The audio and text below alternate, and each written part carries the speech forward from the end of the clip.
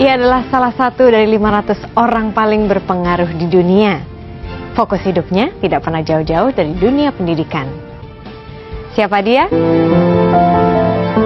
Anda ini kan dulu merupakan salah satu anggota komite tim 8. Kemudian Anda menjadi salah satu anggota komite etik KPK. Mengapa sih Anda begitu concern terhadap pemberantasan korupsi? Republik ini punya begitu banyak persyaratan untuk maju, berkembang, dan potensinya luar biasa. Yang menghentikan ini adalah korupsi. Korupsi itu faktor penghambat yang luar biasa bagi peningkatan kesejahteraan. Korupsi ada 3, Mbak.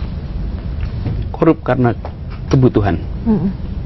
Kalau kebutuhan hidupnya, kerja misalnya nih, gajinya hanya cukup hidup 15 hari, terus 15 hari berikutnya apa sebulan? Ya dia terpaksa harus korup, bukan? Ini korup karena kebutuhan nih. Di situ sistem pergajian harus diganti. Jadi kebutuhannya terpenuhi. Lalu yang kedua, korup karena keserakahan. Ada tuh yang korup karena serakah. Udah terpenuhi kebutuhannya, tetap aja korup. Nah, korup yang karena keserakahan ini, hukumannya apa? Rasa takut.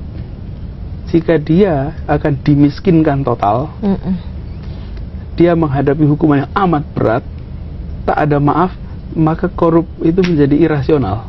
Lalu yang ketiga, korup karena sistem.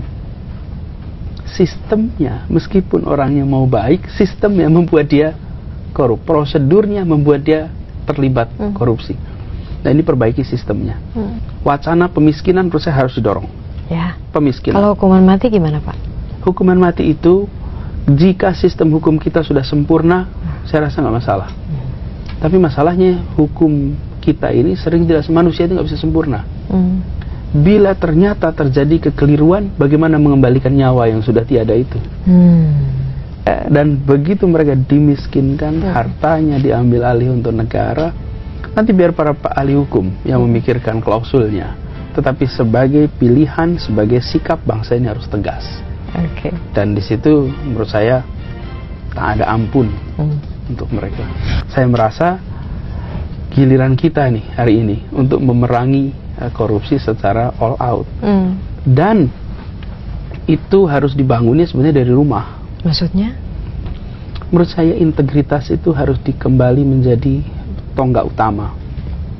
Dan itu mulainya di mana? Di rumah. Caranya menumbuhkan integritas. Orang tua adalah pendidik terpenting untuk integritas. Saya selalu menganjurkan bagi ibu-ibu, bapak-bapak, bilangin sama anaknya, tolong kamu jangan mencuri ya. Ibumu tidak melahirkan pencuri, dan ibumu nggak melahirkan koruptor. Jangan sekali-sekali kalian korup. Berapa yang memberikan pesan kepada anaknya? Garisnya jelas. Ambil pilihan karir apapun juga, tapi tolong satu saja, jangan mencuri. Itu aja cukup. Jadi pesan itu dari rumah, bukan pesan ini kita mencoba di universitas. Sebetulnya kan harusnya dari rumah tuh. Biarkan setiap kali kita bertindak, berbuat, ingat ibu kita. Ada anak yang tega untuk bilang sama ibunya, Bu, saya jadi pencuri. Rahim ibumu tidak dipakai untuk lewatnya seorang calon koruptor. Hari ini kita masih tidak menganggap ini sebagai masalah penting. Kita masih bilang pokoknya cari karir, bahkan yang menjadi masalah untuk bisa lulus, orang tua ikut beli ujian, orang tua ikut. Kan itu dari rumah, bukan? Bagaimana berharap anak-anak ini menjadi champion untuk anti korupsi ketika dia menyaksikan di rumah justru menghalalkan segala cara.